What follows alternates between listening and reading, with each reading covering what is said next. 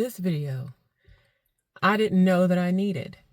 My daughter knew what I was doing and interviewing folks about my father. And even though she did not know him, she knows me. And it was her suggestion that I interview her and she could talk about things that I've told her about my father and how it's made her feel. And we did that. And it was a reality check for me because I'm trying to fix the hurt. And like I've said in other videos, I knew that I needed to work on this. I knew I needed to get healed from this because I even sound bitter to myself. I sound hurt when I talk about my father and the memories.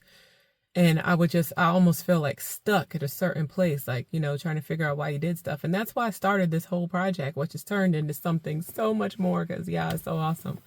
But when hurt, I can speak for myself. When speaking as a hurt individual, I would speak about the negative more so than the positive. And I don't want to pass that to my children. Yeah, they can know the truth. My dad left us. He did.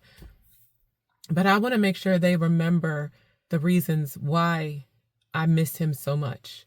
Remember the reasons why I loved him so much and the reasons why I know he loved us. So that's what this did for me. And it's a beautiful thing to see because I didn't know that I needed to correct that until this interview took place. So I really hope you enjoy it. Some good memories about Dwight Walker. All right, here we go. Hey, Alexis. Hello. Thank you for agreeing. Well, not even agreeing, but having the great idea to participate and do one of these interviews with me. You're welcome. Will you please introduce yourself by saying who you are, how old you are, and where you're from? Hi guys, my name is Alexis. I'm 14 years old and I live in Raleigh, North Carolina. Thank you very much. So you know that I'm talking to family members about my dad. And up until this point, I've been talking to people who knew him. But he passed away before you were born. So this is slightly different because you didn't know him directly, but you know me, and I knew him, and his relationship with me, how it affected me, things that I've told you about him, how you feel about that stuff. So, do you know my dad's name? Dwight. Yeah. Grandpa Dwight. Yeah. Dwight Walker. Dwight Lawrence Walker. So when I was born, I was Denise Lauren Walker. So my mom, Karen Denise Walker at the time, and he was Dwight Lawrence Walker. So they gave me the name Denise because of her middle name and gave me DLW because of his initials. So what do you know about Dwight Walker? I know that he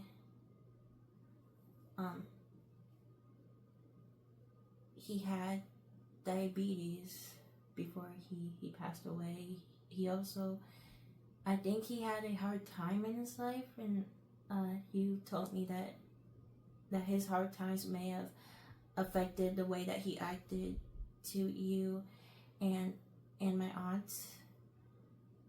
And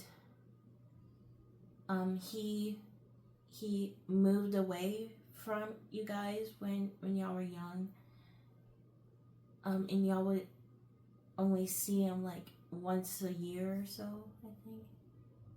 And just to hear everything that he did to y'all, and I you guys didn't deserve that. And hearing those stuff, it makes me mad.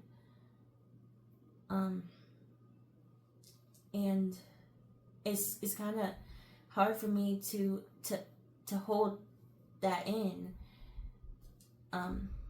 because like when you first told me that, I almost cried, but yeah, it's just really hard to hear that because you guys didn't deserve that. Y'all didn't do anything wrong.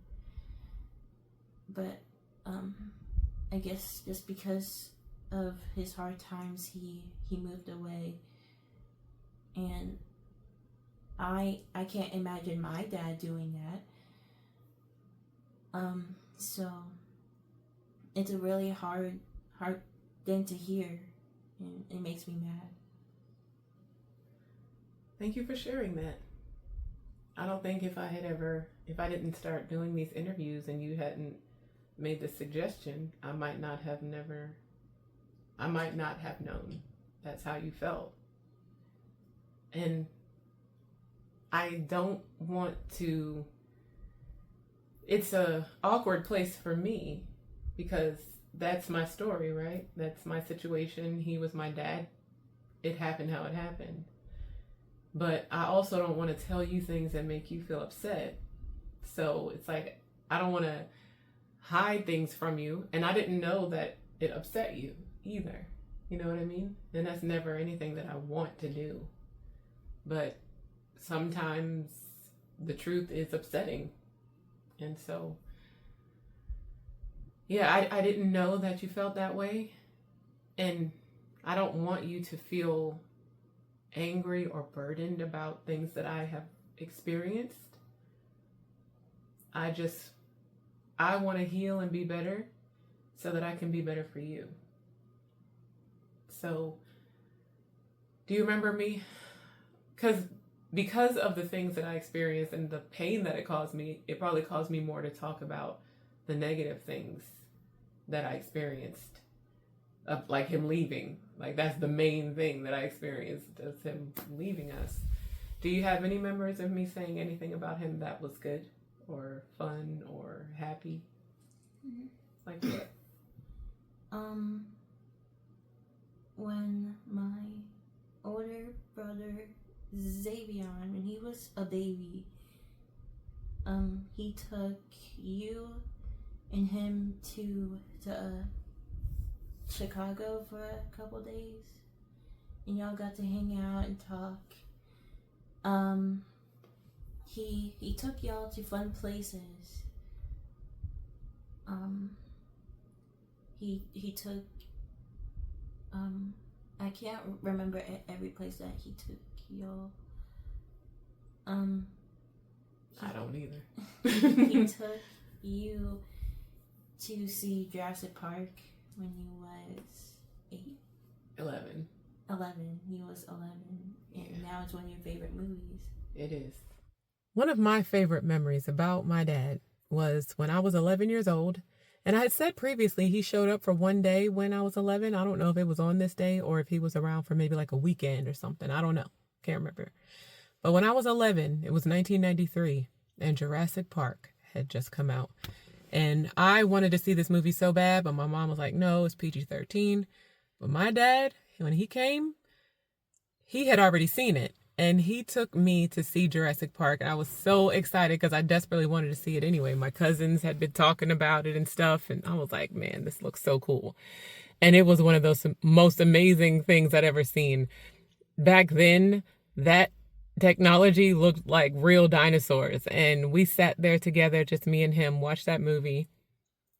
And he had already like told me certain parts, and like that was my first time ever seeing that sort of action, like people getting eaten by dinosaurs and stuff. But I didn't feel afraid because my dad was with me. And that week, I don't know if I stayed with him for the weekend or what. He must have been around for more than just a day when I was 11. It was not on an extended period of time, but maybe I spent the night with him or something. I don't know. But the following day, I remember us being in the grocery store and we were getting some snacks or something. And he said, we can do one of two things today. He was like, I have a little bit of more money. I was going to take you to get some earrings, or we can go see JP again. And I was like, yes, we're going back and we're going to see that movie again. We're going to see Jurassic Park again. And he and I had a conversation about it, because there is a scene, spoiler alert, it's like much later. It's almost been 30 years since this movie came out. So if you haven't seen it, I'm about to tell you there's something at the end. But anyway, there's a scene at the end after the T-Rex stops the velociraptors from eating the people, and T-Rex turns around and like roars out, and after in all the destruction, like there's a banner that falls down like this. And we were talking about that scene, and he said how much he loved it. And he said, yeah, the banner fell down and the banner said Jurassic Park. And I was like, nah, the banner didn't say Jurassic Park. The banner said when dinosaurs ruled the earth. So we had like a bet to see who was right. And since we were going back to see the movie again, we were able to see that I was right. So that was just an awesome experience.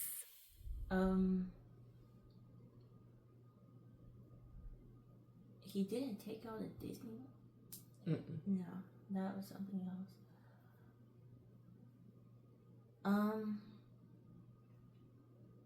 My dad told me how he was a great storyteller, how deep his voice was, and he had a very good storytelling voice. Mm-hmm. That's all that I can remember, really. Okay. Do you think it would be nice if I told you some good things about him? Yeah. My earliest memory of him is me being, I guess, an old enough baby to have memories. But I remember, because I think my mattress was on the floor in my room. And I don't know if it was my parents' bed or whatever. I know he was laying next to me. And whenever I wanted to go to sleep, he would always pat my back, like pat me to sleep. So I'd be like laying on my stomach on the bed. And he would pat my back. And then when I started to fall asleep and he think I'm falling asleep, he would do it softer. And then he would just like kind of still make the motion, but he wasn't touching me. But if I wasn't asleep, I'd be like, in my mind, I'm saying, pat my back. But my mom said it came out like, pat your back. So I remember him doing that. I remember he had a really hairy chest. And so we were home. Sometimes he didn't have a shirt on, but I remember just like being little enough to lay on him and lay like my head on his chest or on his stomach. I remember hearing the sounds of his stomach and like being able to hear his heartbeat, and just he would let me lay there with him. I remember he would say, and it wasn't just to me, he would also do it to my sisters, but he would say, Denise, and I would be like, yes, and he'd say, Daddy loves you, and I say, oh really?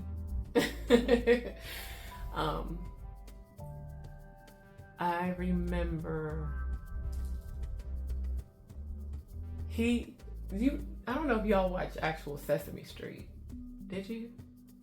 Probably not. Y'all probably watch like Elmo's World, and that might be too old for you. I did watch Sesame Street like a little bit when I was younger. Do you know what Snuffleupagus is? Do you know what that character is? He was like that hairy elephant with no ears. Is he purple or blue? He's brown, and he like got wispy hair all over him. Yeah. So my dad would always like do his voice. He would do the voices of certain characters on Sesame Street, and it would just make us laugh so much. And he would always say them the same way. Like he wouldn't change up the things he said, but he would make the impressions. But he did this, it was like a commercial. Wow, that just came back to me. It was like, you know how you and Zoe make like a commercial in between your skits or something? Yeah. He didn't do it like a video, but he would always say it. And so, oh my gosh, wow, I hadn't thought about that in a long time. He said, what would he say? Something. He would say, it has been brought to you by, what would he say? Hold on. Oh yeah, okay. He would say, this episode has been brought to you by Pussycat Dog Food Crunchies, designed to make your goldfish fat. And by, and then he would do Snuffleupagus, and he'd be like, well, Big Bird Eye, Snuffleupagus. And by, wait a minute, Elmo will return after these messages. He said that so many times, y'all, we loved it. Because Snuffleupagus had like a really calm, like almost depressed sounding demeanor. So he'd be like, well, Big Bird, and then Elmo back in the day, you know, he was just like energetic and rambunctious. So that was his Elmo impression was, wait a minute. Because that's how he thought Elmo sounded. But yes, Pussycat dog food crunchies. Designed to make your goldfish fat. That's funny because it was cat, dog, and fish. Like, what is that? So yeah, he would say that a lot. What else?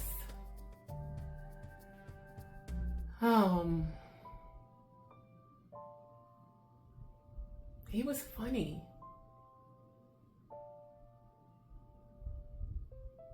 He was funny. Oh man, I remember one time, because my parents, even though we celebrated Christmas, they never told us that Santa Claus was real. Like, they never lied to us that way and said, yeah, Santa Claus is bringing your presents. They was like, no, that is not true. Like, we bought your presents, we put them under the tree.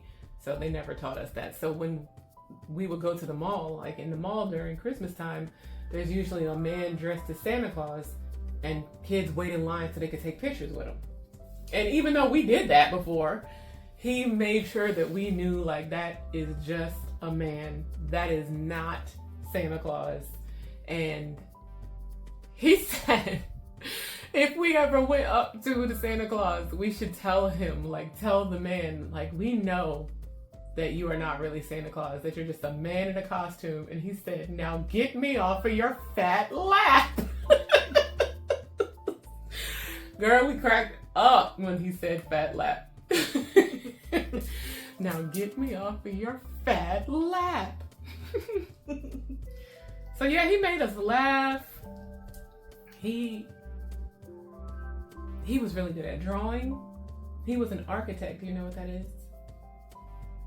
An architect is a person who designs buildings, like does the drawings and the layout for buildings and structures like that. He also did interior design. Auntie Jessie showed me like something that he was working on back in 1999 where he was actually designing the layout of a Home Depot. I didn't know he did that.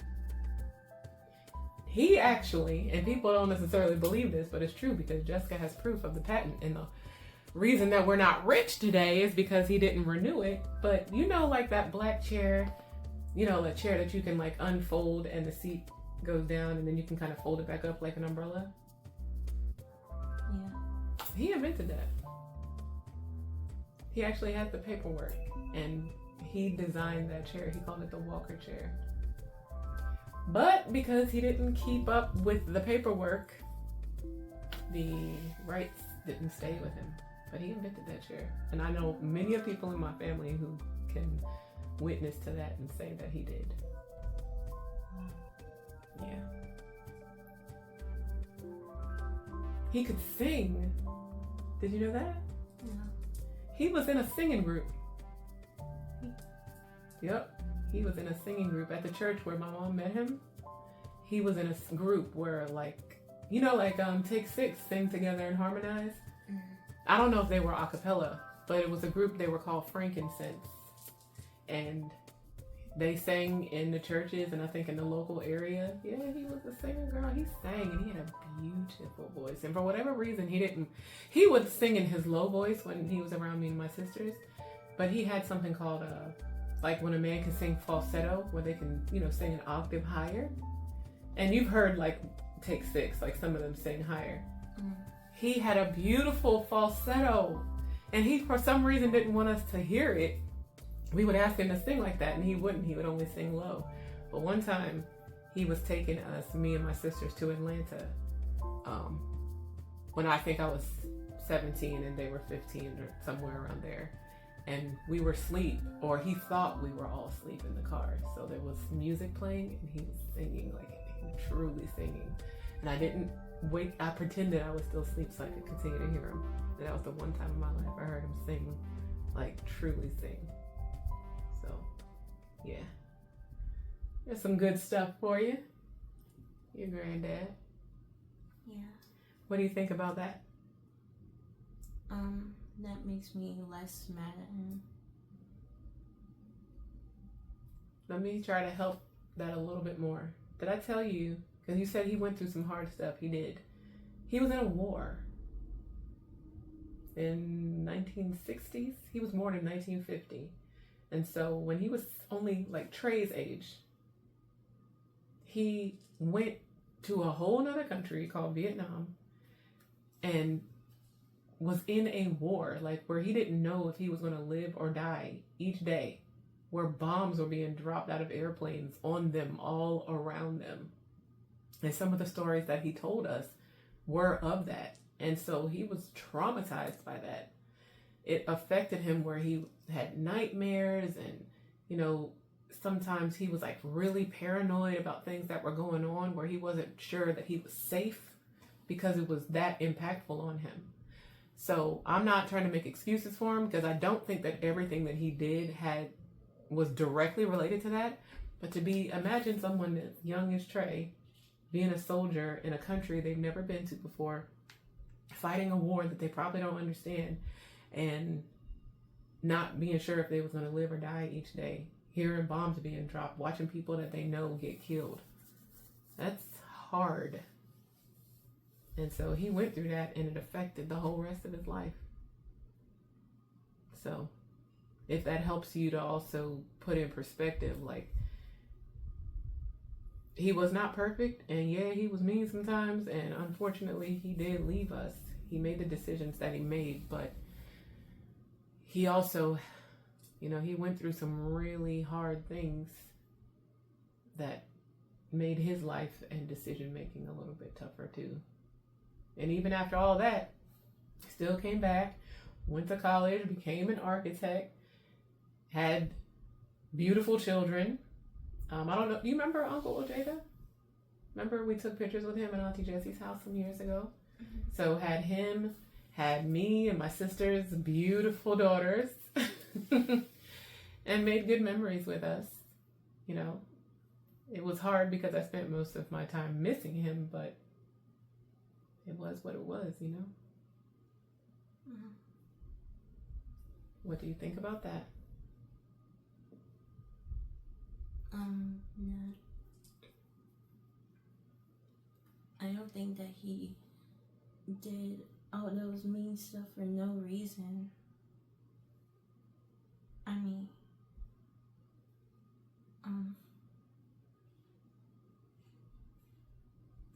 probably that war did affect his changes in life, and I don't think that he wanted to leave y'all.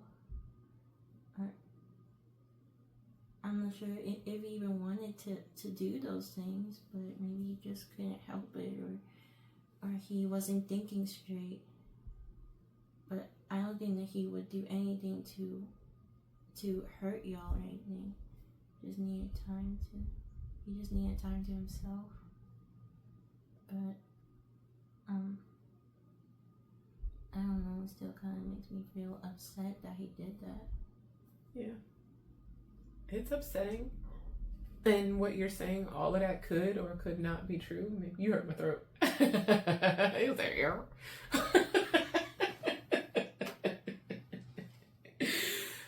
It could or could not be true. That's the thing about it. It's all maybe. Maybe this, maybe that, maybe he did this, maybe that, maybe this is why, maybe. And I'm just not going to know. You're not going to know, we're not going to know.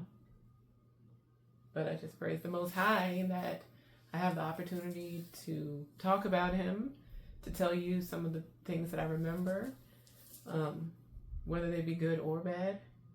Because even though some of that stuff really hurt me, you can see that I'm doing my best. And I'm not perfect, but I know that the things that I went through, I would just only try to use those to make me a better parent for y'all, if that makes sense. Like the way my dad, he got frustrated and or frustrated or whatever it was, and he left. I get frustrated sometimes, but I think about, like, wow, I would never leave my children. So, you just balance out. And look how merciful the Most High is that let me marry somebody like your dad, who would be here and stay here and take care of you guys. And you know that he's doing his best. You know that he loves you. You know you can rely on him. So that's a beautiful thing. Mm-hmm. So what are you thinking now? You're right. It's all a maybe. Yeah. And I'm glad that you and Dad would never leave us like that. Nope, that's not even anything that you even have to think about. Nothing that you have to worry about. For me, when I was little, before he had left the first time, it's not anything I ever thought about. But once he started coming, he would come back a little bit, or a day here or a day there. And I would always think about it, because it's like, well, how long is he going to be here? How long is he going to be gone the next time? And that's nothing I don't think a kid should have to think about or deal with. Look at the Most High. I work in this house. You go to school in this house. We work out together. We laugh. We play games. I get to do your hair. Teach you how to cook and make food. And we in here. We here together. And that, to me, makes it all worthwhile. You okay? Mm-hmm. Anything else you want to say?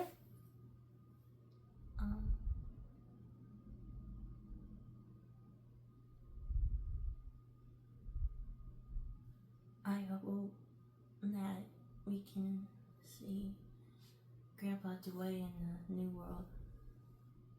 I think he is a good person. And during my life, I always wanted to meet him.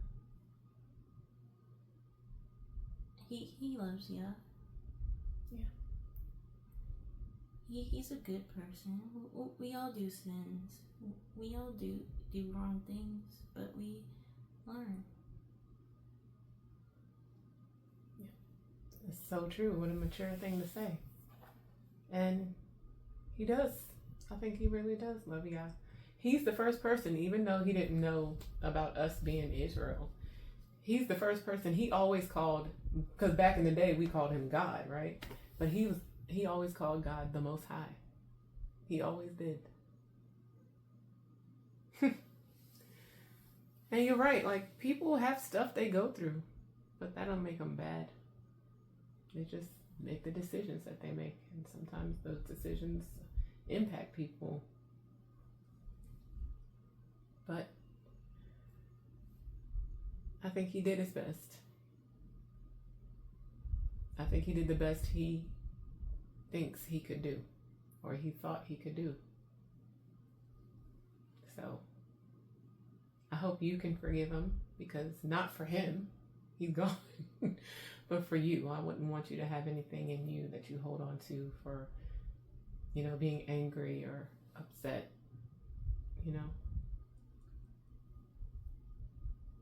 I'll try not to.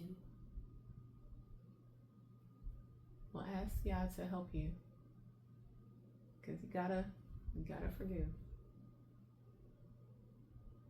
I do. Even though he didn't do it to me, I forgive him. Yeah. Good. I love you, Boopy. I love you too.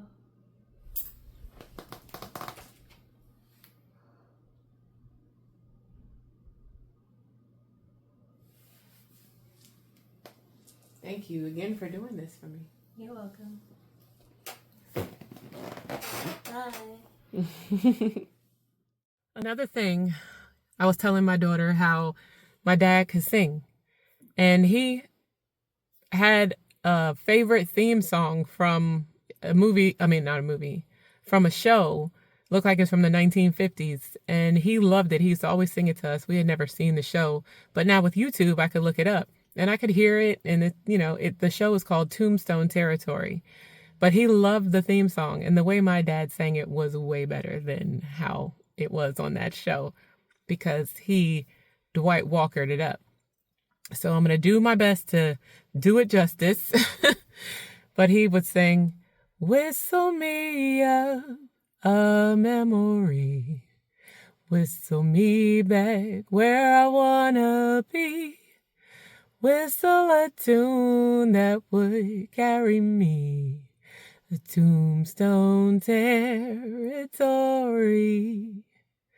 Whistle me up a memory. Whistle me back where I wanna be. Whistle a tune that would carry me to Tombstone Territory. And that always would make me think about him.